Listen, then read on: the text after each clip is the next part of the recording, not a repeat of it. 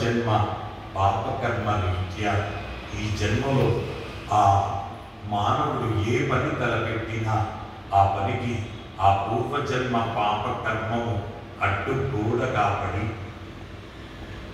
నానా ఇబ్బందులు పడుతూ ఆ పని పూర్తి కాక లేనిపోయినటువంటి ఇబ్బందులను పడుతూ ఉంటారు.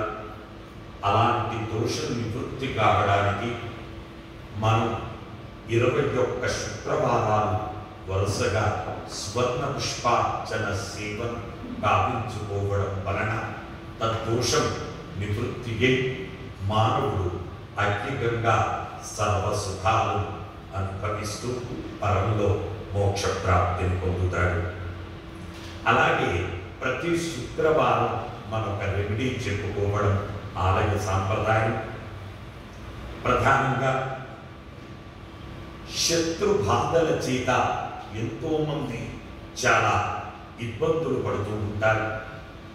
నరదృష్టి, నరకోశ, నరపీడ చేత ఎన్నో రకాలుగా ఇబ్బందులు పడుతూ ఉంటారు. ఆ శత్రు బాధల వలన వాళ్ళు అనుకున్నటువంటి పనిని సాధించలేక ఇబ్బంది పడుతూ వారు చేసే పనులు వీరికి అడ్డుగా పడి వీరి పనిని పూర్తి కానివ్వకుండా ఇబ్బంది పెడుతూ ఉంటాయి. అలాంటి శత్రు బాధలు నివృత్తి కావాలి అంటే ఆదివారంతో కూడిన అమావాస్య రోజున అనగా సెప్టెంబర్ 21 వస్తుంది. అలాగే జనవరి 18 రోజున అంటే 2026 జనవరి 18 రోజున కూడా అమావాస్య ఆదివారం వస్తుంది. ఆ రోజున లేదా జన్మ నక్షత్రంతో కూడిన ఆదివారం రోజున సాయంకాల సమయంలో ఈ రెమెడీకి చక్కని అద్భుతమైనటువంటి సమయం.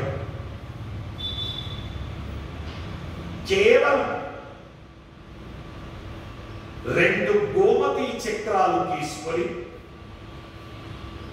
ఆ శత్రువు యొక్క పేరు తలుచుకొని అతని యొక్క రూపాన్ని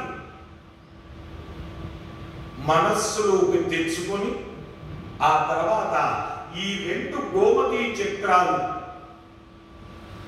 తనకు తానుగా clock wise 7 times, anti clock wise 7 times, top to bottom 7 times తిప్పుకొని ఆ తదనంతరం ఆవు పిడకలను కాల్చి నిప్పులు తయారు చేసి ఆ నిప్పులలో ఈ గోమతి చక్రాలు వేసి గోమతి చక్రాలు పూర్తిగా కాలిపోయేటట్టు చెయ్యాలి.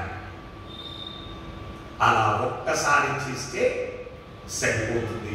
శత్రు శేషం అనేది కూడా ఉండదు. వాళ్ళు ఒకవేళ మిగిలినా వాళ్ళు మిత్రుత్వంగా మారిపోతారు. అద్భుతమైనటువంటి రెమెడీని వచ్చే వారం మరొక రెమెడీతో మనం కలుసుకుందాం. శుభమస్తు.